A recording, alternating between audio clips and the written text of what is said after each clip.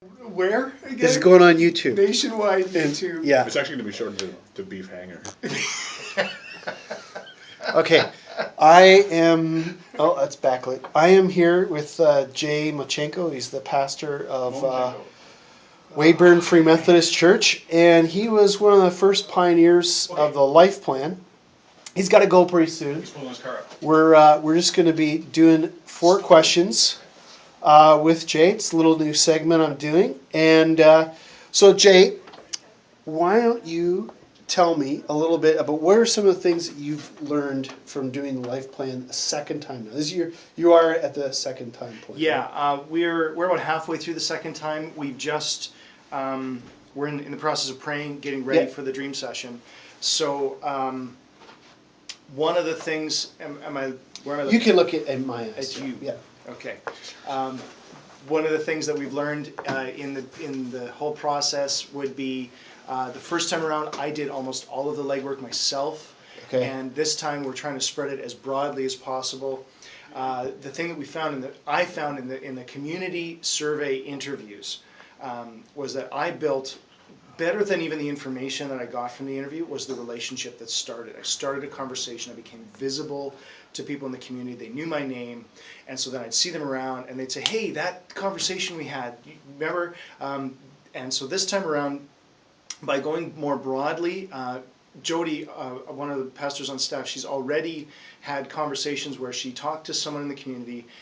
2 days later, called back and said, "Hey, if you really mean that community engagement thing, here's something you can do." And she's now taken 2 different community projects just as a result of those interviews. Nothing else. Just that. So what, you did the Life Plan. What kinds of things, like how did the Life Plan like force you or encourage your church to actually engage with the community? Like what practical things have you done? What's actually emerged from it? Sure. The first time, and maybe what do you think is going to change the second time? So the first time around, I'd say the biggest community thing that happened was we found out that our community saw us as a place where there was good music, that our service was a strength. They saw us as a vibrant church, but there was a pretty common thread that there was no "what have you done for me lately?"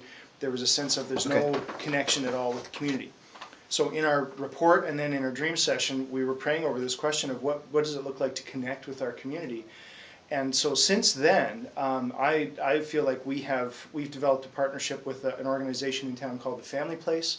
I've been invited to chair a committee on housing in Weyburn that is actually a subcommittee of the city council. So I meet on a monthly basis with the mayor, several people from City Hall. We're building projects that are going to last 150 years. So those are 2. I could go on. There's probably 5 or 6 significant partnerships we've developed just since the last Life Plan through developing relationships, and it's all the relationships that came out of conversations. So sometimes there's resistance to doing the Life Plan. It can be hard to do, like for churches, with doing the research and all of that kind of stuff. Does it make any difference at all? Is it worth any of the pain? It could potentially disrupt your church. Like, why would you even do it in the first place, honestly? Why would you even do it in the first place? It's a lot of work. It's a lot of reading. You have to actually take time and invest energy in understanding the manual. It's getting staticky in here. What happened there? This guy right here, opening a caramel I can't open it. while we're trying to do a video. All right, stop it. Quiet on the set. This no edit idea, I'm not sure. No is the editing. best Tell me when thing. you start. So, it is a lot of work. I think the manual, is somewhat confusing. There's a lot of stuff in there. I know you've tried to really simplify it, but it does feel kind of overwhelming. I even gave it to a consultant and said, "Hey, would you help us work this through?" And he said, "Oh, that's too complicated. Just simplify it." The challenge, though, is that it gives you it forces you to look around and not just pick one tool and go with it. It forces you to say, what is someone else saying? What is someone else saying? It really forces you to listen. And listening is hard work. It's painful. We all stink at listening. And Life Plan forces you to listen to the community, to God, to your church family, to your pastors, to your board. And that's the benefit of LifePlan is it gives a context and gives material for conversation. Okay. And so the biggest benefit that I see in LifePlan is it stirs up conversations. If you're willing to hold other people's viewpoints in tension and just listen, all kinds of rich things happen. It builds community and relationships just by listening. And I think that's the biggest benefit. One of the things that I've been saying to you several times is we cannot see the LifePlan as something that's going to fix everything.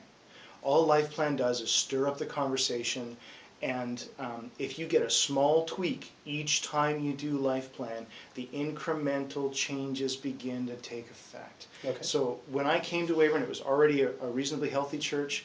There was good momentum. When we did LifePlan, it simply tweaked that momentum and showed us new ways to expand Okay. it. Anywhere else, that's what it's going to do. It's going to tweak what's existing, I think. Anyway, that's been our experience, and that's my opinion. Okay, so final question, and this is probably the most hard-hitting one of the interview, and that is, why have you been nicknamed Beef Hangover at the BOA meeting? Can you explain that to the people at home? I need to say that what happens at the BOA stays at the BOA. Unless I videotape. Unless you visit it. No, Beef Hangover is just something that I have personally experienced.